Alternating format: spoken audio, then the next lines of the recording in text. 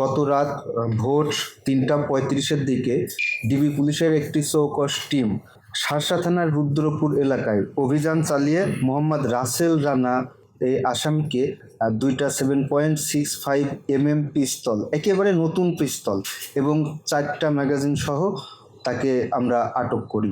পরে তাকে জিজ্ঞাসাবাদে তার অপর এক সহযোগী মোহাম্মদ জিয়াউর রহমানকে অ্যারেস্ট করি।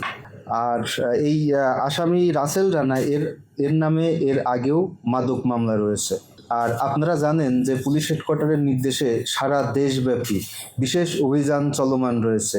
যশোর জেলা বিগত 1 মাসে এই বিশেষ অভিযান পরিচালনা করে নাশকতা সৃষ্টিকারী, অস্ত্র ও মাদক ব্যবসায়ী, চাঁদাবাজ, ডাকাত, চোরাকারবারি এরকম অপরাধের সাথে জড়িত প্রায় 510 জনকে আমরা গ্রেপ্তার করতে সক্ষম হয়েছি। যশোর জেলার সুযোগ্য পুলিশ সুপার স্যারের নেতৃত্বে এই বিশেষ অভিযান নিয়মিত অব্যাহত থাকবে। ধন্যবাদ সবাই। টোটাল কয়টা মামলা আছে এটা কি বলা সম্ভব? যাকে আটক করেছি তাকে এখন পর্যন্ত আমরা মাদক মামলায় একটি মামলা পেয়েছি। কি অস্ত্র ব্যবসায়ী নাকি এমনি? হ্যাঁ, সে অস্ত্র ব্যবসায়ী এবং নিয়মিত বাড়ি থেকে অস্ত্র নিয়ে আসে এবং বিক্রি করে।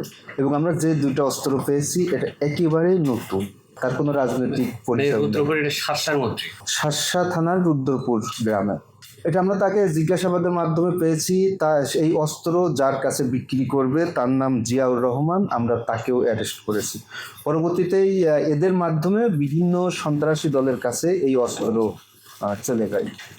এই অস্ত্রটা সে পার্শ্ববর্তী দেশ থেকে ক্যারি করে নিয়ে এসছে নিজে, এবং এই অস্ত্রটা আমরা তার শয়ন কক্ষে সে যেখানে শুয়েছিল তার মাথার পাশে রাখা ব্যাগ থেকে আমরা উদ্ধার করেছি।